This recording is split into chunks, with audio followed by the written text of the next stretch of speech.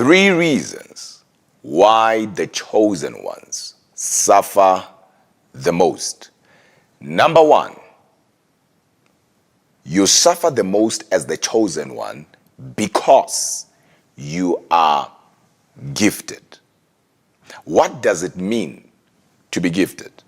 To be gifted goes beyond one possessing a skill, but to be gifted means to be more aware, more awake than the average person. You think, you feel, and you act different from other people. You are able to see things that people cannot see, either through dreams or even visions, to an extent that you start even feeling a person's spirit. If somebody has a bad spirit, well, people call it a bad energy, you are able to pick it up. Though sometimes you might turn a blind eye, but later on, when the person now reveals their true colors, you will say to yourself, I knew it from the beginning. And that is because you are chosen. And that is because you are separated. Number two, you are a pillar. What that means is you are destined for greatness. When God chooses you, He chooses you to help your generation, and not just your generation, but also to help humankind. And of course, you cannot go freely into helping the people that you are assigned to help without the enemy attacking you and opposing you. That's why some people, they will live a normal life until they come out of the box, until they realize, or until they pick it up by revelation that they are chosen by God.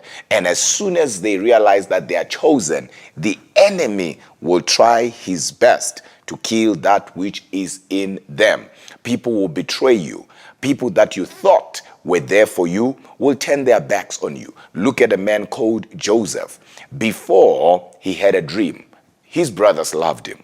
Nobody had a problem with him. Nobody attacked him. Nobody opposed him. But it was until it was revealed to him who he was, or who he was destined to be, that all these attacks started in his life. So sometimes, instead of feeling sorry for yourself, you must take that as a double confirmation, because the enemy does not attack empty vessels. The enemy has no business following and troubling people who are going nowhere. So instead of sitting in the corner trying to reject that which is in you, embrace it, because to whom much is given, much is expected. Number three, you suffer the most as the chosen one because your breakthrough in life is not just your breakthrough, but your breakthrough is other people's breakthroughs. I will give an example.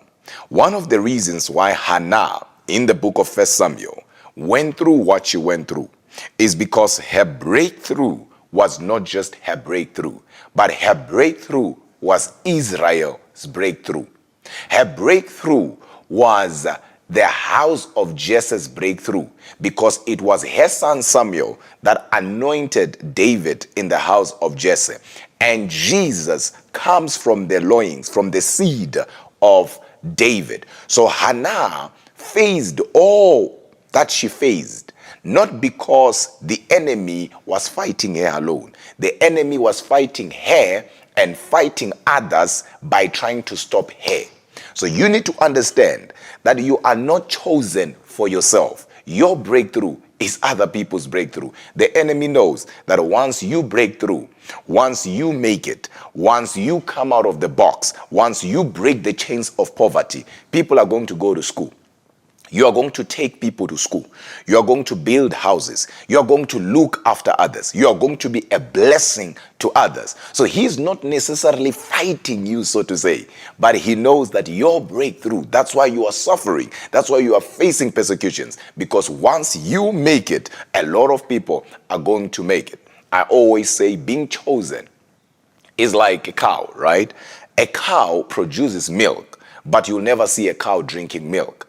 Meaning a cow understands that what I have is not just for me, but what I have is for others. So the gift that God has put in you, God himself knows that that is for others. Hence, you are suffering. But guess what? Your generation will thank God for you. Your generation will praise God for you because they are going to use your platforms or your name as leverage. And we see that with the generation of Abraham. They were able to use the name of Abraham and the platform as leverage. So it is important for you to realize who you are and see beyond the curtain of time. See beyond the veil of the flesh. This is not here to stop you, but this is here to reveal who you are. So instead of going back and reject what God has put in you, fight on and keep on fighting. You are chosen. And guess what?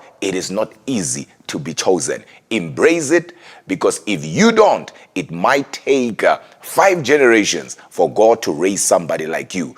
This is your season. This is your moment. This is your time.